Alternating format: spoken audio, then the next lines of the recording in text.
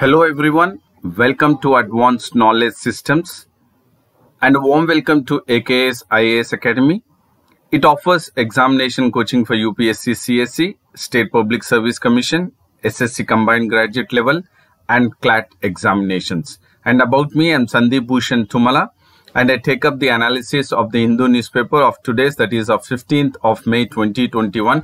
And throughout my session, I would be emphasizing on the keywords and the key phrases which will be critical for UPSC prelims, because we would be identifying the factual, analytical and conceptual understanding which are important for prelims perspective. And while you get into the mode of imbibing the keywords and the key phrases in your answer writing for the mains examination, your answers would be precise and concise, and thereby you will score higher marks in the mains examination. So this session at AKS IAS Academy Daily News Analysis will certainly help you to crack both the prelims as well as mains of 2021.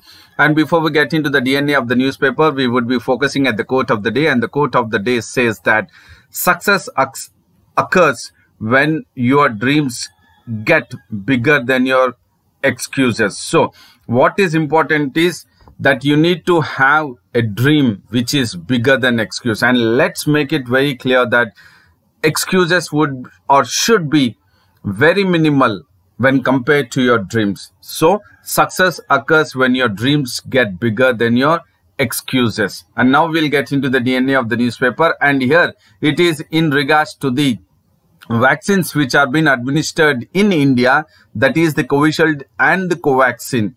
But there is a statement made by the ICMR scientist, that is the Indian Council of Medical Research, that the vaccine which is being administered through the vaccination drive or immunization drive in India, that is by inoculating the Covishield and Covaxin, the ICMR says that the kind of immune response which is generated by the Covishield and Covaxin against the coronavirus appears to be only of as many as antibodies, that is in regards to the strain, that is B1.61 strain, or it is also called as Indian strain. So it is very clear that the vaccine, that is the Covishield and Covaxin, has only 50% of antibodies which can fight against the coronavirus. That is especially in regards to the Indian strain. So this is a statement made by, or it is by the early reports by the scientists at the ICMR. And several scientists have also said that even though it has only half of the antibodies against the Indian strain, still the Covishield and Covaxin continue to be a potent tool against the COVID-19 pandemic or COVID-19 disease. And the scientists at ICMR along with the National Institute of Virology have since January been collecting the samples from the coronavirus positive individuals, and they are testing the prominent variants, and they have identified the variant of concern. So this is the key word which we need to focus, that this has been derived by the scientist of ICMR and the National Institute of Virology by going ahead with the test on collecting the samples from the coronavirus positive individuals. And they have identified various, or they have identified 4 main variant of concerns. And the first one which we would look at is the UK variant, that is B.1.1.7. And the second one is South African variant B.1.351, and the Brazil variant is P2, and the Indian variant is B.1.617. And what the scientists have come up with, that the Covishield and the Covaxin is having only 50% of effectiveness on the Indian variant. So this could be a crucial information for the prelims perspective, that it could be given as the match the following question, especially in regards to the keyword, that is variants of concerns. And this B.1.617, which is an Indian variant, is now making up an increasing proportionate of cases in the second wave across India, and thereby it is necessary that we need to focus on this variant of concerns, because we have the 2 keywords here. Variant of concern is the one, and then we had the same variant of concern, which is now B.1.617, which is an Indian variant, is now the variant of concern. But the same B.1.617, the Indian variant, was variant of interest. That means the scientists have identified the Indian variant in the month of October 2020, and by March, April of 2021, the Indian variant has become variant of concern. But it was in the month of October 2020, the same variant, that is Indian variant B.1.617, was a variant of interest, because there were various studies which were being taken up by the scientists and the researchers on the Indian variant and its transmissibility rate, which is now very high when compared to the other variants. So that is why we need to focus on the two keywords, that is, the keyword is the variant of interest and the variants of concerns. Now the variant of concerns are the 4-1, UK variant, South African variant, Brazil variant and Indian variant. So this is how you need to focus or have the thorough analysis of the issue which we are discussing in regards to the variants of concerns. And there is that the Covaxin and Covishield have been taken up, the entire blueprint and research has been taken up on the Covaxin and the Covishield, and they have identified that a virus variant which is called as B1 in B.1.617, which is an Indian variant, and they have identified, or they have designed, or they have come to the this is becoming, or it has become, a dominant strain in India. That is why the variant of constraint or the variant of concerns, which was B.1.617 now, was the variant of interest before April 2021. And there are various studies taken up by the National Institute of Virology scientists on the Covishield and Covaxin, and this study is called as geometric mean titer. So this is the key phrase which we need to focus again for prelims perspective, that what is the study which has been taken up by the National Institute of Virology scientists on the inoculation of the Covishield and the kind of impact or the efficacy is called as the geometric mean titer. And they have said in the study that the B.1, it is, the efficacy is 42.92, and when it comes to the B.1.617 of the Indian variant, it is 21.9%. And the same kind of study, that is geometric mean titer, by the National Institute of Virology scientists have been taken up on the virus, and the virus wherein the inoculation was the vaccine Covaxin. So when the Covaxin was given and the 2 doses after, that is completion of the 2 doses of the Covaxin, they have identified that it is 55% having fever antibodies when compared to the one which is generated by B.1. So definitely there is a concern now at this moment saying that the efficacy is 50% in regards to the antibodies, which wherein the vaccines inoculated are pertaining to the Covaxin and Covishield. But definitely the scientists are saying that these 2 vaccines continue to be the potent tool against the COVID-19 at this situation. And now we will focus at the amount of antibodies which have been released by inoculating the vaccine, that is Covishield and Covaxin. And now we'll get into the mode of a thorough understanding from the prelims perspective or the conceptual ideas in regards to the physics or biology, in regards to sciences, that what are antibodies and what these antibodies or the number of antibodies which have been released after inoculation of the vaccine, that is Covishield and Covaxin. And now we'll focus at the antibodies, that is B cells and T cells, which are crucial for the prelims perspective, which I am trying to focus from a thorough conceptual understanding from prelims, that is biology perspective. And these B cells and T cells are 2 primary types of lymphocytes. So we are coming up across the key terms, that is antibodies, which are the cells, B cells and T cells, and both these B cells and T cells are the primary type of cells of lymphocytes. Now we'll come to know about what are lymphocytes. So lymphocytes are a kind of WBC in the blood, that is white blood cells, and lymphocytes are the cell of the immune system, and the lymphocyte cells, they help in fighting the infection, so that once the B cells and T cells are decreasing, that means there is high amount of infection.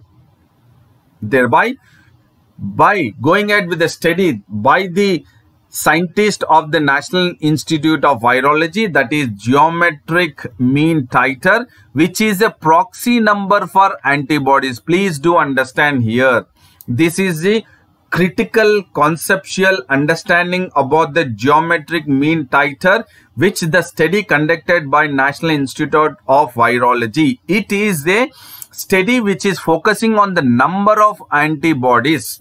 Please do understand, number of antibodies. And now we'll get back to this. And if we look at the difference between the antibodies, that is which are B cells and T cells, now we will focus that what the scientists or the ICMR together are saying, that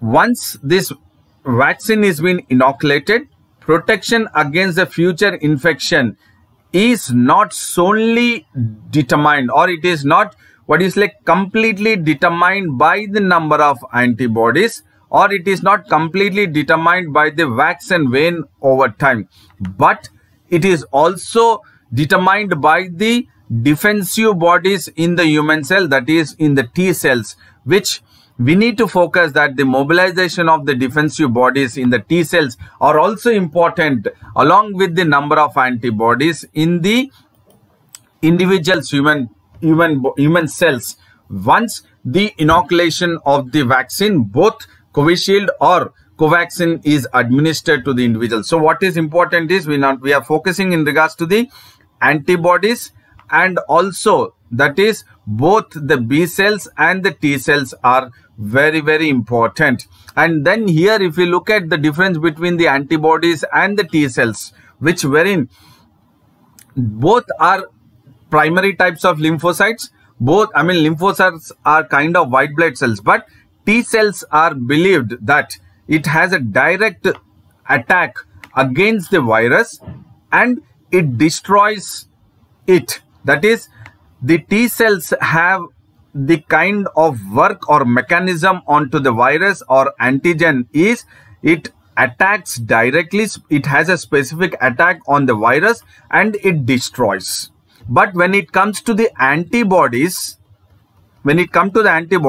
antibodies will block the replicating of the virus cell. Please do understand here the specific function of the T cells and the antibodies. No doubt T cells and B cells both are antibodies. Here in this case they are primary types of lymphocytes. But when you focus from prelims perspective, that which among the following statements are incorrect. So there could be a statement made, first statement could be on the T cells and the second statement could be on the antibodies. So for your better understanding, T cells are the one which has a specific target or specific function is to have an attack on the antigens or the virus and destroy it. And the specific function of antibodies is to block the replicating or multiplication of the virus cells. Thereby, the ICMR has said that even though there are the vaccine by the Covishield and Covaxin, antibodies are less or 50% only, which can fight against the Indian strain. They said still this is a potent tool against COVID-19.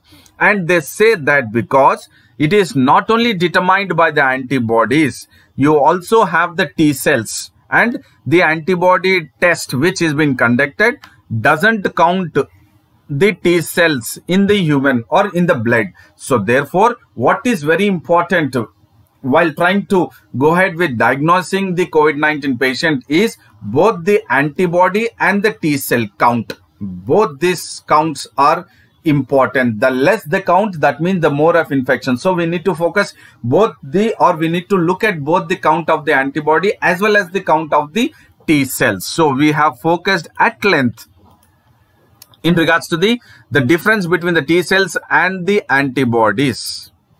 And there is another news which talks about the monsoon, and the Indian Meteorological Department has announced that the southwestern monsoon is likely to arrive Kerala on May 31st. And it is also very important that the Indian Meteorological Department has said that the onset date of the Indian monsoon in Kerala will be June 1st, and there could be an error window of 4 days from June 1st to June 4th. So it could be plus or minus 4 days, which the IMD is focusing in regards to the onset date of normal monsoon over Kerala. And the monsoon arrival which the IMD is talking about is it is at the midst of the emerging cyclone which is brewing or which has taken shape over the Arabian Sea. And we know that there is certainly a storm which is now brewing over the Arabian Sea. And that storm, the name of the storm is called as Taukte. So this Taukte, this name or the word has been suggested by Myanmar. That means, what does that word Taukte means? It means gecko. Gecko means in the Burmese language a lizard. So this is gecko. So it is a lizard in Burmese language, and this word has been suggested to the storm which will now which is now in the mode of depression, which will become a cyclone storm on May 15th, and it will reach the western coast of Gujarat on May 18th, and in turn it will intensify. That is Taukte storm, which is now in the depression, will become cyclone storm on May 15th, that is today by evening, and further it will reach the Gujarat coast by May 18, and it will further intensify itself as from cyclone storm to very severe cyclone storm, and then it will further come up, or it will turn into super cyclone storm. So these are the various stages which we need to focus in regards to the storm Taukte. So it is first is depression, and then it becomes into cyclone storm. Further it intensifies into severe or very severe cyclone, and then further into super cyclone storm. So when it is at or intensifying into very severe cyclone storm, that is Taukte, it will have a wind speed of 120 kilometers per hour. And when it is further intensifying into a grade 3 cyclonic storm, and later on when it becomes a super cyclone storm, it will have a speed of over 200 kilometers per hour, which would be a devastating one. And this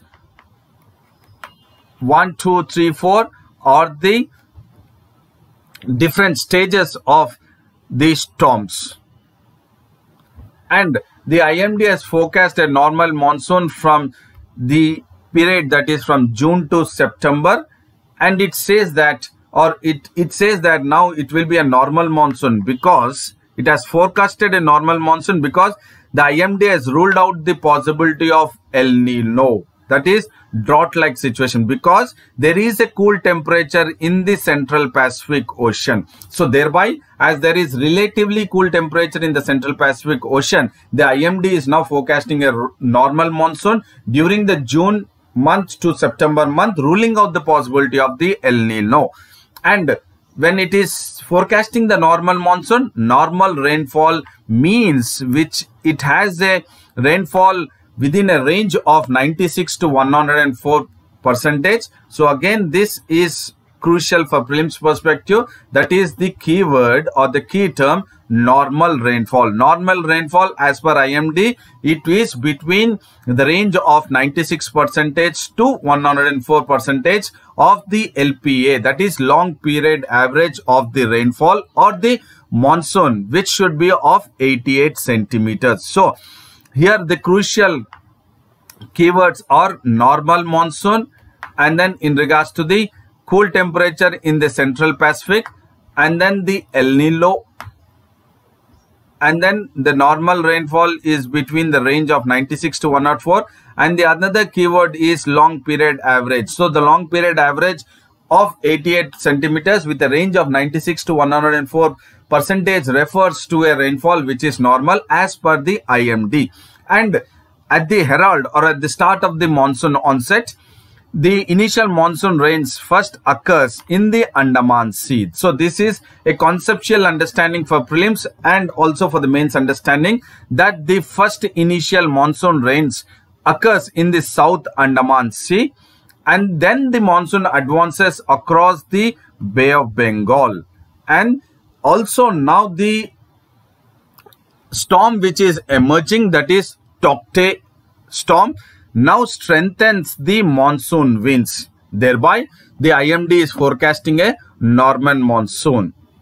And the cross equatorial southwesterlies. So, you have the southwesterlies which is having a temporarily, it is strengthening over the Arabian Sea, because the southwesterlies at equatorial is strengthening over the Arabian Sea, and once it strengthens, it is expected to deepen over the Bay of Bengal, and once it deepens in the Bay of Bengal, then the rainfall activity will likely start over the south of Bay of Bengal and then further even into the Andaman and Nicobar Islands. So this is the main understanding about which is temporarily strengthening over the Arabian Sea. It is the equatorial southwesterlies which are strengthening over the Arabian Sea, and thereby there is a rainfall activity which will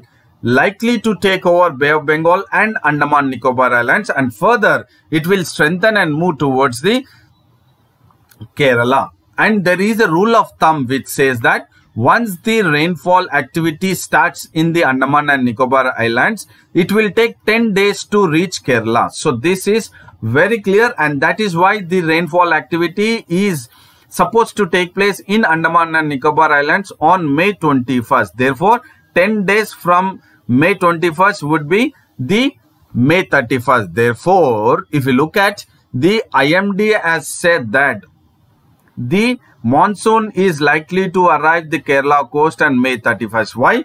Because on May 21st, the rainfall activity would be in the Andaman Nicobar Islands, and therefore the rule of thumb says that it is after 10 days of rainfall activity in the Andaman Nicobar Islands, that is in the Bay of Bengal. Therefore, after 10 days it will hit, or it will, monsoon will arrive at the Kerala coast on May 31st. So this is the conceptual understanding about the rainfall, the long period average, normal, Andaman Sea or the Bay of Bengal and the Andaman Nicobar Islands, and then how it is again further related to the monsoon arriving to the Kerala coast. And the IMD has said that since 2005, the monsoon, as per the IMD's weather models, it is within the error margin which it has forecasted. But only in the year 2015, the error margin was not within the limit what the IMD has forecasted. So,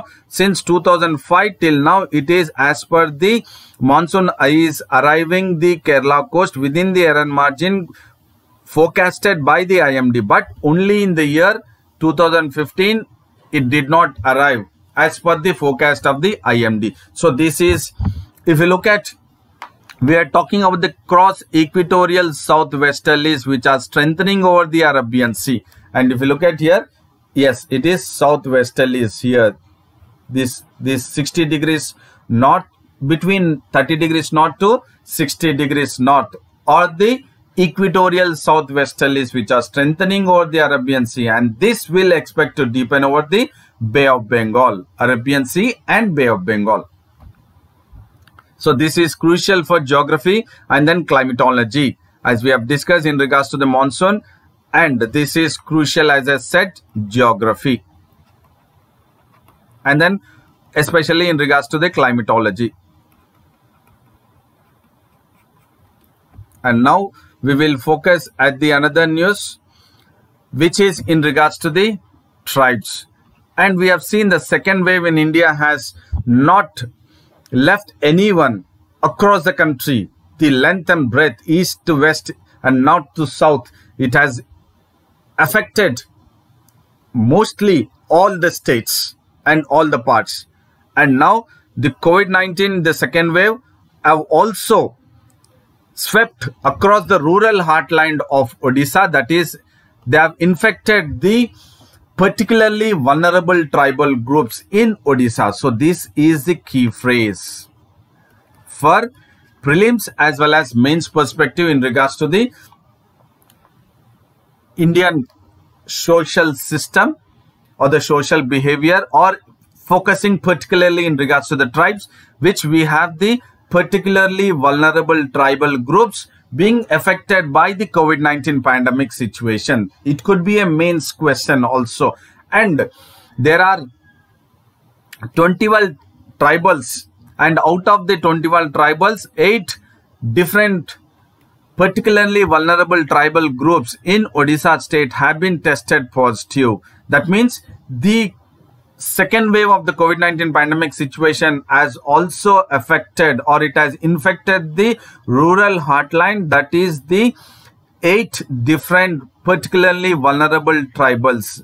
And if you look at that, there 2 are from the Bonda tribe, which this Bonda tribe, it is known that they have a lifestyle which is a secluded lifestyle from the normal population. So in spite of the secluded lifestyle of the Bonda tribe, or in regards to the particularly vulnerable tribal groups, still the second wave of COVID-19 has infected the rural heartland of Odisha, that is the tribals.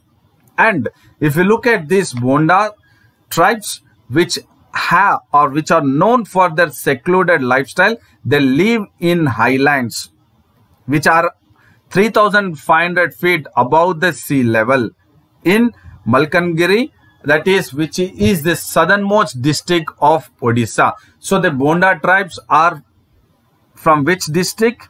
They are from Malkangiri. Again, this is crucial for prelims perspective, that the Bonda tribes are from which among the following districts of the Odisha state. They are from Malkangiri districts. And what is very crucial here, while we are analyzing that the second wave of the COVID-19 has also infected the rural heartland of Odisha, is the key phrase, that is particularly vulnerable tribal groups, is the key phrase for both prelims as well as mains perspective. And the state governments have taken various steps to make sure that the tribal communities are safe during the pandemic situation.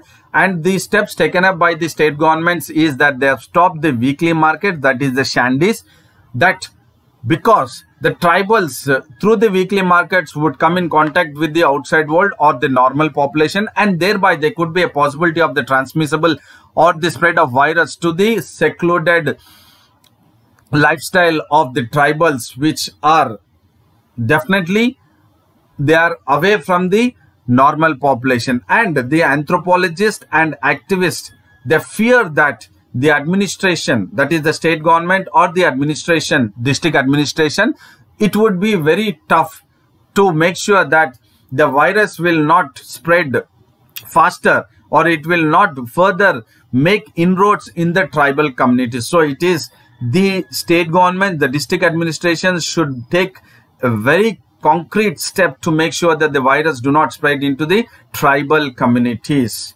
And what the anthropologists and activists fear, that there could be a possibility of the virus being spread very faster into the tribal communities, because the many tribals live in a tiny huts. This is a challenge. This is a challenge to the tribal communities, that there could be a possibility of the virus being spread into the roads or into the inroads of the tribal communities, because they live in a tiny huts. This is a challenge, and thereby the transmission would be very difficult. And the challenge is to contain and to isolate the one who have been infected by the virus, and thereby it is very tough for the district administration and the state governments to focus that the spread of the virus do not take place to the tribal communities. And there are diverse tribes in Odisha, and this is again crucial for both mains and prelims perspective, that we are focusing on the tribes which we find a diverse tribes, and that especially in Odisha. And Odisha has among the largest, most diverse tribal population in the country. This is crucial information. Which among the following states are having the largest and most diverse tribal population in the country? It is none other than Odisha. And out of the 62 tribal groups which are residing in Odisha, that is, you have 62 groups or tribal groups which are in Odisha.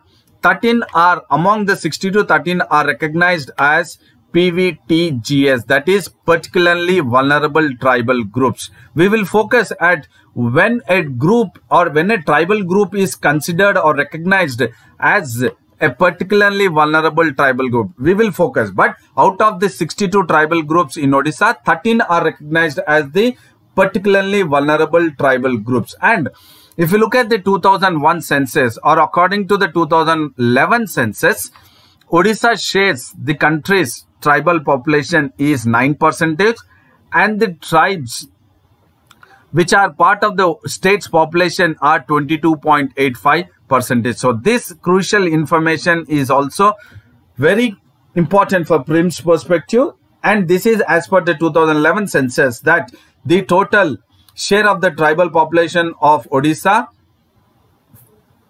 in perspective or in regards to the country total tribal population is 9%, and the tribal population in the Odisha state population constitutes 22.85%. And now we will focus at when a tribal group is identified or recognized as the particularly vulnerable tribal group, and this is again very important for mains answer writing and prelims point of view. So you have the particularly vulnerable tribal groups in Odisha, that is, you have Bonda, Birhor, Chuktiya, Bunjia, Didiya, Dongaria Khada, Hill Kharia, Jiong, Khutia Kond, Lanjia Sora, Loda, Mankiridia, Paudibuan, Sora, and these are the tribes which have been recognized as the particularly vulnerable tribal groups in Odisha, and they have recognized or identified based on, this is again crucial information, they are recognized or identified based on the stagnant and diminishing population of that particular tribe, which we have now read out all this. And when these tribal groups subsistence level of economy is associated with pre-agricultural stages of hunting. That means when their economy or subsistence level of economy is associated with hunting is one of the ways to identify or recognize a tribe as a particularly vulnerable tribal group. And the third one is the food gathering and shifting cultivation is also a base to identify the group or the tribe as the PVTG. And the fourth one is the physical isolation, that is being secluded of the group from the normal population is also considered as the base to identify or recognize a tribe as the particularly vulnerable group. So you can have a question in the prelims, which among the following are not the basis to identify or recognize a tribe as a particularly vulnerable tribal group. So you have the four bases we have discussed this. So please do focus on these four, and which you can make it or you can put it in your answer writing also in the for the mains examination. And there is another news in regards to a conflict between man and elephant or man and animal, and here focusing in regards to the man and elephant. And it is that according to the Ministry of Environment, Forest and Climate Change, 186 elephants were killed after they were being hit by trains while these elephants were crossing the railway track. And this number of 186 elephants which were killed, which has been said by the Ministry of Environment, Forest and Climate Change, is the number which is taken between 2009 and and 2020 to 21. So it's almost 10 to 11 years in between, or 10 years between. As per the Ministry of Environment, Forest and Climate Change, 186 elephants were killed after they were being hit by trains. And there is another data which has been furnished by the Project Elephant division, which is also a division which is a Project Elephant of the ministry, that is MOEFCC, which is Ministry of Environment, Forest and Climate Change. And this says that Project Elephant, according to the data by the Project Elephant, Assam is the state which has the highest number of elephant casualties on the railway tracks, followed by West Bengal, then Odisha, and Uttar Pradesh has only one death of elephant due to the casualties on the railway tracks of the elephants. So the highest one is the Assam, followed by West Bengal, Odisha and Uttar Pradesh. So this could be also a question. As per the Project Elephant, which among the following states has the highest number? Please do put it in the ascending order, they might say. So Assam, followed by West Bengal, Odisha and Uttar Pradesh. And the trains which have claimed the highest number of pachyderms. So here we need to identify another keyword here for prelims perspective as a civil servant aspirant, that the trains have claimed, or the casualties on the railway tracks have claimed the highest number of pachyderms in 2012 and 13, when 27 elephants were killed in 10 states. So now the term we will focus at what is pachyderms. Pachyderms means it is a type of animal which the animal is of very thick skin, such as elephant, rhino and hippopotamus. So elephant, rhinoceros and hippopotamus falls under the pachyderms. That is the animal which is of having a very thick skin. And when we are talking about this, in the pachyderms, it was 27 elephants which were killed in 10 states during 2012 and 2013. So focus on the term pachyderm for prelims perspective, Project Elephant, and also in regards to the Ministry of Environment, Forest and Climate Change. And now we will focus at what are the key measures taken up to make sure that there are lessen or minimize the casualty along the railway tracks. So definitely these key measures would be very crucial information for you to append in the answer writing for the mains examination. So the measures suggested by you or taken up by the Ministry of Railways and the Ministry of Environment, Forest and Climate Change to minimize the casualties of elephants along the railway tracks is that they have gone ahead with the formation of permanent coordination committees. So the coordination committee, which is a permanent one, has been formed or constituted by the Ministry of Railways and the Ministry of Environment, Forest and Climate Change. Why it was formed? It was formed because it wanted to make sure that they would clear the vegetation along the railway tracks, and they would also use the signage boards to alert the loco pilots about the elephant movement or presence. They would also moderate the slopes of an elevated section of railway tracks, and then setting up of underpass and overpass for safe passage of elephants, and then to regulate the train speed from sunset to sunrise, especially in the vulnerable stretches wherein during the or else after the sunset, before the sunrise, the elephant movements would take place. So then in that areas which are vulnerable, there would be a possibility of regulation of the train speed and regular patrolling of the railway tracks by the frontline staff of the Forest Department and the wildlife watchers are the initiatives which are part of the key measures taken up by the Ministry of Railways and the Ministry of Environment, Forest and Climate Change by forming by constituting a permanent coordination committee. So these are the crucial information for prelims as well as mains perspective. Main focusing on the mains perspective for the answer writing in regards to the measures taken up by the Ministry of Railways and the Ministry of Environment, Forest and Climate Change to make sure that to minimize the casualties of railways along the railway tracks. And the Ministry of Environment, Forest and Climate Change has released 212.49 crore for elephant range states, and this release of funds, that is 212.49 crore, is under the centrally sponsored scheme, that is Project Elephant. So Project Elephant is a centrally sponsored scheme which the Ministry of Environment, Forest and Climate Change is looking into the casualties of the elephant through the Project Elephant, and has released 212.49. and why it has released the amount under the centrally sponsored scheme, that is Project Elephant, so that it will protect the elephants, not only elephants, their habitat and the entire elephant corridor, and it will address the man-elephant conflict, and it is also released the amount for the welfare of the captive elephants between 2011-12 to 2020-2021, that is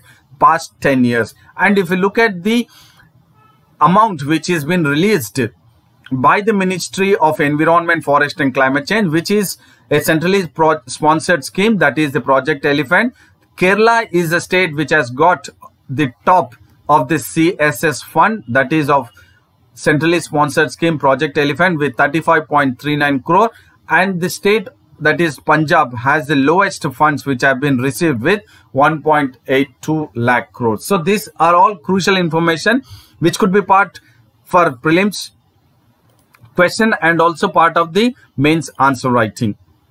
So I would say this session was certainly informative, knowledgeable, both for mains and prelims perspective. So I would say a very big thank you to all. Good luck to you all. And then do maintain consistency, stick to your schedule, and then take care of your physical health and mental health. And do not forget to like the video, share the video, and subscribe the video of AKS IAS Academy English Medium YouTube channel, and also have access to the website and Telegram link of AKS IAS Academy. And then see you again tomorrow with DNA, that is Daily News Analysis at AKS IAS Academy, that is Advanced Knowledge System.